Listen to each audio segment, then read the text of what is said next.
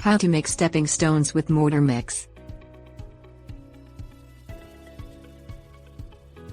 Nothing says welcome to my home better than a personalized pathway to your front door.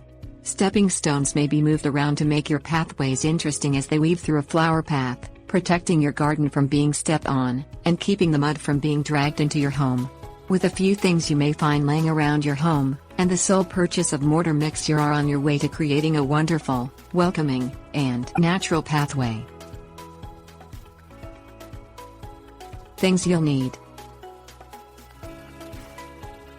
protective eye gear, work gloves, mortar mix, bucket, stir stick, scoop, mold, protective cloth or plywood, screen or hardware cloth.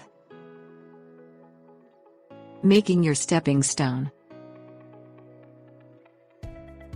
Prepare your work area by covering it with a protective cloth, such as an old shower curtain.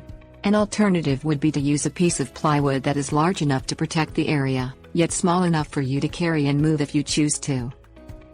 Quikrete is a popular mix for stepping stones. It costs about $2 for a 60-pound bag, and makes about 6 stepping stones.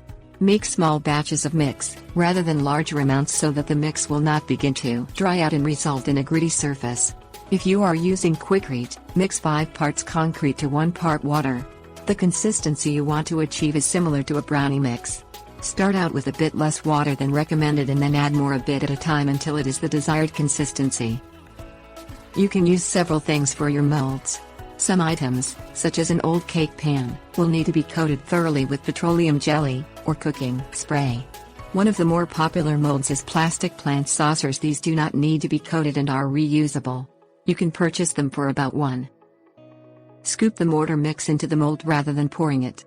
Fill the mold about halfway, and level the mortar mix. Take a piece of old screen or hardware cloth and place it on top of the mortar mix. Fill the mold the rest of the way.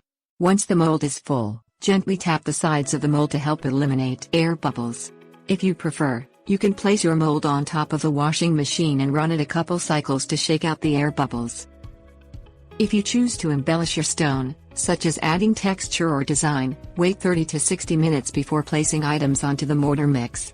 Better Homes and Gardens Online magazine has a free online video about making decorative stepping stones. Once the mold is full, and the air bubbles have been removed, do not move your mold again for about 2 to 3 days. Water down the mold each day. This will make your mortar even harder. Remove your stone by gently popping it out of the mold. Tips: warnings. It is recommended that you keep the mold indoors for about 2 weeks before setting it outdoors. Wear protective eye gear and gloves when working with the mortar. If mortar comes into contact with your skin, wash immediately with warm soapy water.